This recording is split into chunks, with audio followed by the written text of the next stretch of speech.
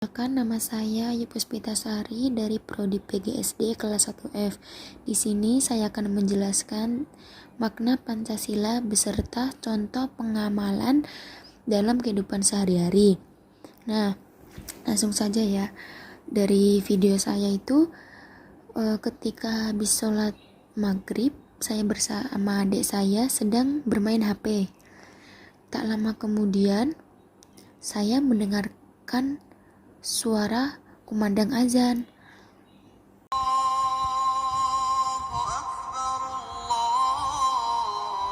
Saya dan adik saya mendengarkan azan. Saya bersama adik saya langsung mengambil air wudhu. Setelah itu melaksanakan sholat. Setelah melaksanakan sholat langsung berdoa. Dan setelah berdoa kami tak lupa seperti biasa kami membaca ayat suci Al-Quran terlebih dahulu. Jadi sekarang dari video saya tersebut itu, menurut kalian apa kira-kira? Nah, di sini saya akan menjelaskan ya. Jadi menurut video yang saya itu tadi, itu termasuk dalam sila pertama. Sila pertama itu yang berbunyi apa? Yang berbunyi ketuhanan yang Maha Esa, yang menjelaskan bahwa kita sebagai bangsa Indonesia harus mengakui adanya Tuhan yang menciptakan semesta beserta isinya, dan masyarakatnya harus punya kepercayaan terhadap Tuhan dan masing-masing agama yang dianut. Nilai-nilai yang ada dalam Pancasila juga nggak boleh bertentangan dengan ajaran masing-masing agama. Ada juga harapan pada sila pertama Pancasila ini agar kita itu percaya kepada Tuhan, tidak menyakiti saudara sebangsa. Nah, hal ini tentunya akan menciptakan kerukunan untuk bangsa kita.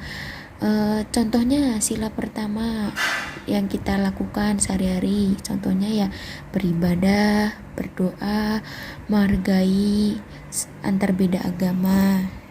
Kalian bisa lihat video selanjutnya ya. Jadi di siang hari sebelum sholat zuhur, saya bilang kepada ibu saya, "Bu, bisa minta tolong kayak gitu, kemana?" kayak gitu. Terus kejawab, "Beli nasi lah untuk sedekah," kayak gitu, mumpung hari Jumat. Biasa kan orang kalau ngomong Jumat berkah gitu kan ya. Ya udah, ibu saya menemani saya pergi untuk membeli nasi di warung makan. Nah, selama perjalanan saya mikir, aduh, kira-kira ada orang nggak ya mungkin yang membutuhkan nasi. Ya udah, aku beli nasi. Pas setelah beli nasi tuh ya dari warung makan, saya pergi untuk keliling cari-cari orang mana mungkin ada yang membutuhkan. Dan alhamdulillahnya di pinggir jalan saya melihat orang, ada satu bawa karung, mungkin kurang mampu gitu ya, belum makan, memerlukan bantuan mungkin nasi atau apa gitu. Ya udah, saya berhenti dan saya berikan kepada orang itu. Kebetulan orang itu orang Papua asli sini ya. Rata-rata emang orang Papua asli sini emang orangnya kurang mampu, maksudnya gini, masih perlu bantuan mungkin dari kami. Selagi kami masih sanggup gitu, kita membantunya. Nah, sudah kamu memberi, terus kami minta foto lah gitu. Nah, setelah kami memberinya, kami pulang. Setelah arah jalan pulang, langsung saya berpikiran, bismillah, semoga rezeki kita lancar kayak gitu. Terus jadi jangan lupa juga, selagi kita punya rezeki, kita mampu, kita jangan lupa untuk bersedekah. Sering-seringlah, banyak-banyaklah untuk bersedekah, membantu orang, karena Allah akan membalasnya lebih banyak. Dan ketika kita memberikan orang itu, tidak boleh melihat dari fisiknya, warna kulitnya, rasnya, agamanya. Kita tidak boleh membedakan satu sama lain. Jadi semua itu sama satu suku bangsa. Itu kalian bisa lihat ya, kira-kira yuk tebak masuk ke sila berapa. Ya, di sini saya jelaskan dari video tersebut itu tuh masuk ke sila kedua yang berbunyi kemanusiaan yang adil dan beradab. Nah, di sini saya akan jelaskan maksud dari kemanusiaan yang adil dan beradab itu apa. Bahwa bangsa Indonesia sebagaimana yang memeluk ciptaan Tuhan yang Maha Esa dan yang harus dijunjung tinggi harkat serta martabatnya tanpa membeda-bedakan agama. Tuh kan, benar. suku, budaya, dan keturunan. Pancasila kedua ini merupakan pandangan hidup bagi bangsa Indonesia, sehingga bisa dijadikan pedoman hidup bangsa Indonesia untuk mencapai kesejahteraan lahir maupun batin dalam bermasyarakat atau beraneka ragam. Nah, dalam sila kemanusiaan yang adil dan beradab ini diantaranya mampu mengakui dan memperlakukan manusia sesuai dengan harkat dan martabatnya. Selanjutnya, mampu mengakui persamaan derajat antar sesama makhluk. Terus, mampu mengembangkan sikap saling mencintai sesama manusia. Adapun contoh perilaku sehari-hari yang berkaitan dengan sila kedua, contohnya saling membantu sama lain, tidak memilih dalam bergaul dan berteman. Nah, ini misalnya lagi, jika kamu melihat siapapun di mana saja yang membutuhkan sesuatu karena dari keluarganya kurang mampu, maka kamu bisa menolongnya atau membantunya, mungkin dengan memberikan sesuatu. Janganlah lihat orang dari warna kulit yang berbeda-beda, mungkin agamanya, semua itu sama saja, tidak boleh membeda-bedakan karena kita satu suku bangsa harus saling menyayangi dan menghargai, menghormati. Dan bisa lihat video selanjutnya ya. Nah, video selanjutnya itu saya sedang makan. Maksudnya gini, saya itu sebagai orang Indonesia, saya tuh seneng banget yang namanya cinta, sayang banget sama produk dalam negeri. Nah, jadi di sini saya tuh setiap makan tuh paling seneng namanya yang makan ayam Merapi. Nah, kebetulan ayam Merapi itu milik orang Jawa ya, Indonesia gitulah ya. Alhamdulillahnya juga kan produk dalam negeri gitu ya. Udah, aku tuh seneng banget, aku sering banget beli itu ayam Merapi itu. Nah, makanya aku tuh setiap malam tuh beli itu terus, jadi nggak pernah bosan. Nah, makanya jadi kalian tuh lah, kalau bisa orang Indonesia sayangilah, cintailah produk dalam negeri agar Indonesia itu bisa berkembang, bisa lebih maju lagi. Kalau kalian lihat video di atas, kalian bisa kira-kira masuk ke dalam sila berapa ya? Nah, dari video di atas itu masuk ke sila ketiga. Nah, saya akan jelaskan sila ketiga itu yang berbunyi apa? Persatuan Indonesia. Maksudnya itu masyarakat Indonesia itu harus menjadi satu. Dalam sila ketiga ini adalah utuh dan tidak terpecah-pecah, sedangkan bersatu artinya satu cara supaya Indonesia menjadi bangsa yang kuat, karena dengan bersatu kita bisa menumbuhi tujuan Indonesia untuk melindungi seluruh masyarakat dari peperangan dan perpecahan. Contoh penerapan sila ketiga dalam kehidupan sehari-hari itu apa? Contohnya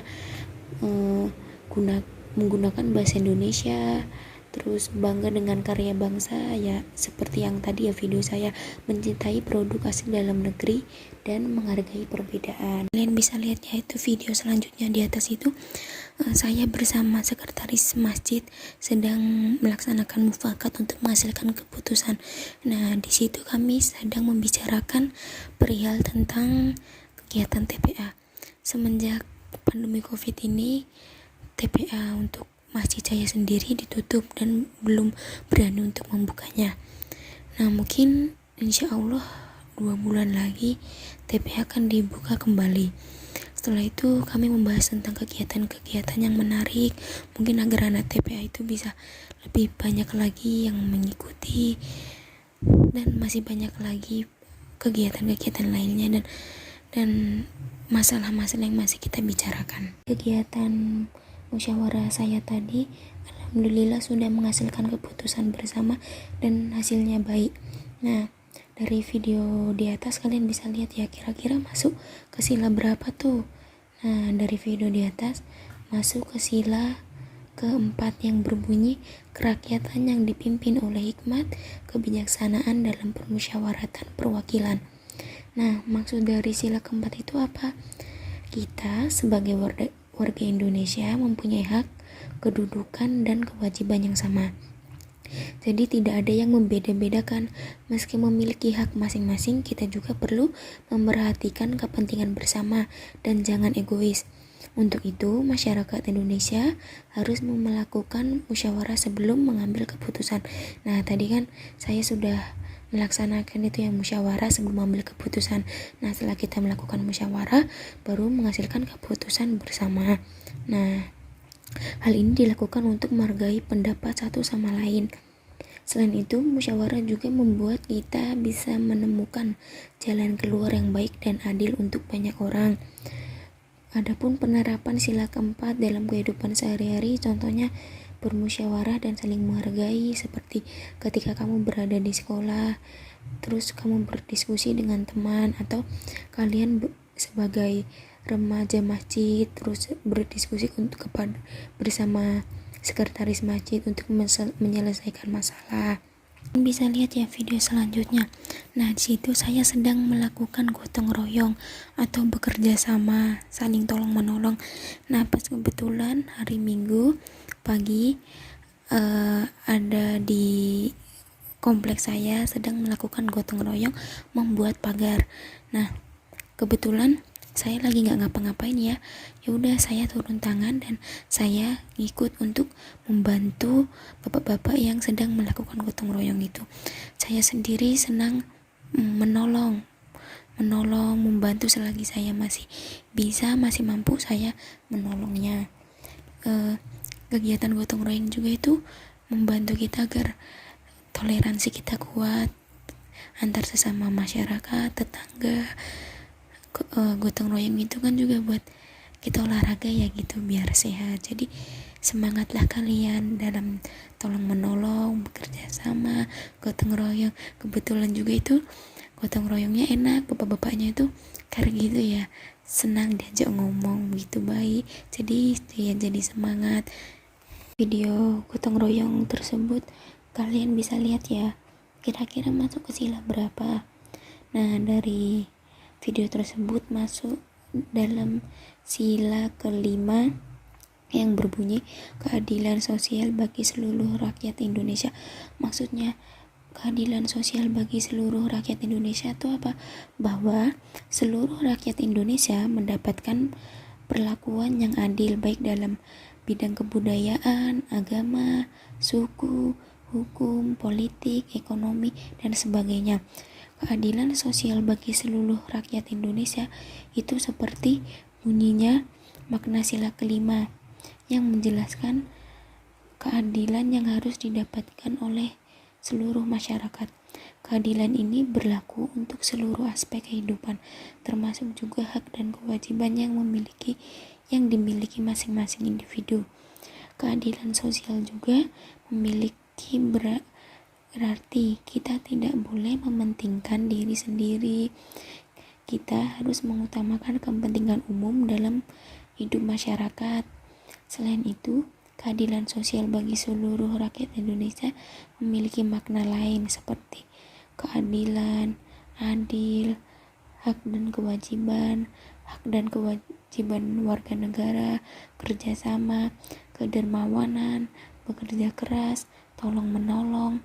Adapun contoh penerapan sila kelima dalam kehidupan sehari-hari, yang pertama, senantiasa berusaha sebaik mungkin untuk membantu orang-orang yang sedang dilanda kesulitan. Yang kedua, kalau kamu dapat jatah piket kelas, ya harus dijalankan atau bergotong royong karena itu udah tanggung jawab kita atau kewajiban kita. Yang terakhir, tidak menggunakan hak milik untuk bertentangan dengan atau merugikan kepentingan umum, dan masih banyak lagi contoh lainnya. Mungkin itu saja sedikit ilmu pelajaran yang dapat saya sampaikan. Semoga bermanfaat bagi kalian semua. Kurang dan lebihnya saya mohon maaf. Terima kasih.